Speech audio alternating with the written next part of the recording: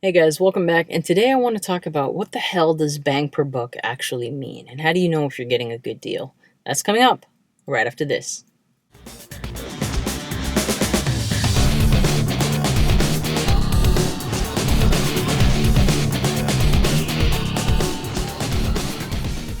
Well, the idea for this video actually came from one of my 5-year-olds when I unboxed this vintage Seiko navigation timer that I got, which those of you that follow me on Instagram or the channel's Facebook page will have already seen this piece.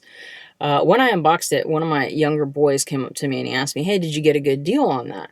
And I said, "Yeah, I think I did." And that was kind of the end of it, and he walked away.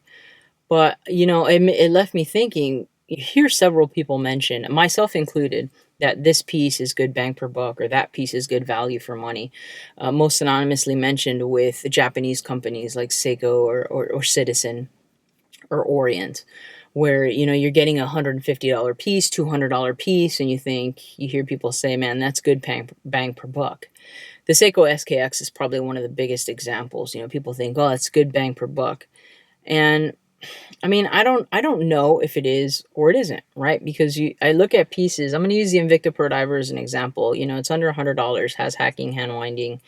Then you look at something like the SKX, which doesn't. And you think, okay, well, it's an in-house movement. It's a 200-meter ISO rated diver. Yes, fair enough. Okay. Sometimes when we discuss watches, we want so badly for there to be an objective measurement that we can measure one piece against another and to determine if we're getting the best deal. I think it's human nature to want to feel like you got the most value for anything that you're doing, particularly something that you're buying. And the tricky part with watches is that I don't necessarily think that you can do that because there are no hard rules that the entire industry would adhere to. And that makes it really, really difficult when we talk about that because so much of watches really is subjective, particularly with value. Now, that's not to say that there aren't objective characteristics that you can't analyze one piece against another. You absolutely can. For example, sapphire versus mineral, if that would be something that was important to you, an in-house movement versus not, which one is not necessarily better than the other, or hand winding and hacking versus not hacking and non-hand winding. So there are objective characteristics with each piece that you can measure against each other to determine what type of piece would best suit what you're looking for. But when we talk about very general, like this is better than that, or what's better value for that, for this or the other, that's where it gets a little bit more complicated because you have things like history of a brand that some of us place value on. And in terms of the market, there's not a rule that says, hey, if a watch brand has been around X amount of years, their prices are going to be X percentage higher. Let's take Rolex, for example. It hasn't been around 150 years yet, but it has been around more than 100 years.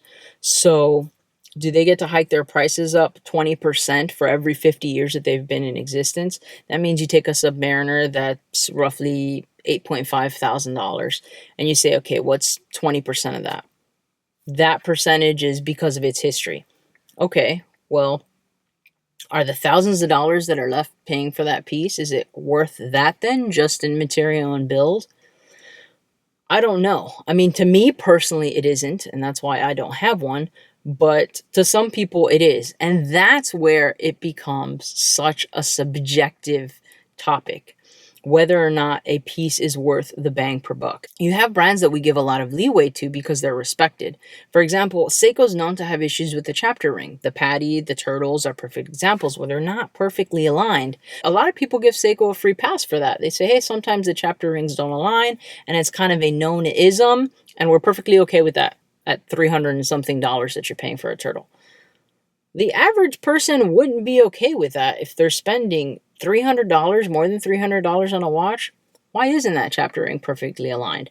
Why isn't a company that has the ability to execute pieces with the precision that Seiko is capable of not able to consistently align the chapter ring to the 12 o'clock position to the bezel pip on the insert?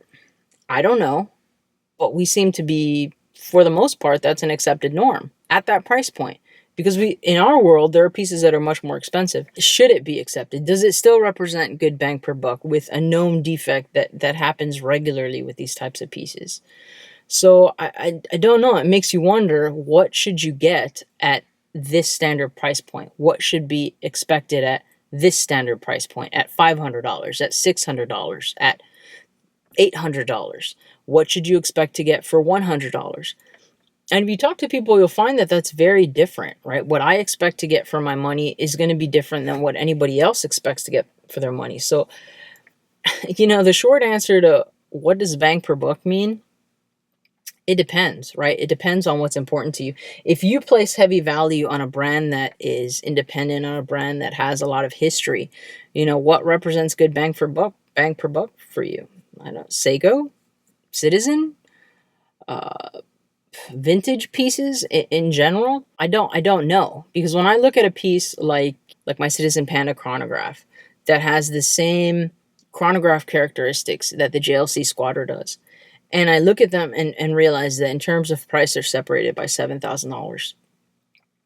Is the JLC Squadra $7,000 better than the Citizen Challenge Timer? I don't know that it's $7,000 better. They both have in-house movements. They both have column wheel chronographs. They both have vertical engagement systems. So, granted, the Squadra does also have the GMT complication and the big date. The Citizen has the day and the date. Are they separated by $7,000? In finishing, are they separated by $7,000? The JLC has better finishing on the movement, absolutely. It's more, I would say the case design in itself is slightly more complex. But $7,000 complex difference? I don't know. Would I say that I got bang per buck in what I paid for the JLC? Objectively, I don't think I would. But subjectively, to me, it was worth every penny because of the reasons why I got it and why that particular brand was important to me to have in my collection.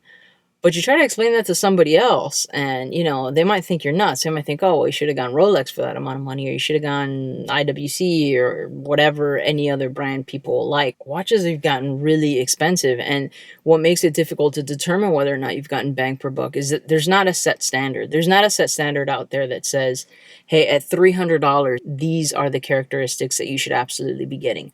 At $400, these are the characteristics that you should absolutely be getting. $500, $600, $700, etc. Because you will find characteristics that exist at the $700 price range that you can't find in some $1,200 pieces. And you'll find things that exist in under $300 that you can't find in some $500 pieces. Like the Seiko 5 versus the Invicta Pro Diver is a perfect example. Seiko 5s are non-hacking, non-hand winding. The Invicta Pro Diver line is hacking and hand winding. People hate Invicta, that's fine, but I'm talking objectively. When you look at these characteristics, there is not a consistent expectation at certain price levels. And I think that's sometimes what makes the bang per buck conversation so polarizing. Because what is bang per buck for me is not going to be bang per buck for you. Particularly if you're looking at a piece and history is not an important component for you. If it's not an important component, I think it's really hard to swallow some of the higher price points. A lot of the way that I justify some of those higher prices to myself is the history of a brand, how long it's been around, how much watchmaking experience it has, the contributions that it's made to horology in general. But if that's not something that's important to you when you're looking at a piece, I think it's hard to feel like you got a good deal on something. So the short answer to what does bang per buck mean is it depends. It depends on what's important to you for that particular piece, for that particular purchase. The bang per buck conversation is an interesting one. It's interesting because I think that we want so many things to be quantifiable, and we want a lot of things to be objective in nature, that we can kind of just tick boxes and say, yes, got a good deal, no, didn't get a good deal, and feel good about it, put it away, and then feel okay with the money that we spend. And I think where there's a lot of gray area with watches in particular is that it is so very subjective. The feeling of whether or not you got a good deal has as much to do with emotion as it does with the particular physical characteristics that you're looking for in any given piece. And that is part of what makes it so polarizing. When somebody says, oh, well, you overpaid for that, or that's not worth that amount of money. Is it not? I mean, maybe to you it's not, but maybe to me it is. It makes it really difficult to answer the bang per buck question as a blanket statement. Whether or not something's bang per buck varies with as many pieces as there are and with as many people as there are purchasing those pieces. So I'd love to hear what you guys think represents bang per buck. How you determine whether or not something is worth your money. I think it's an interesting topic because it's such a personal question, and what represents value to one person is a very different concept to somebody else. That's it for this ramble. If you enjoyed this video, don't forget to give it a thumbs up. And as always, if this is your first time here, don't forget to subscribe for more videos like this. That's it for this one. CG, out.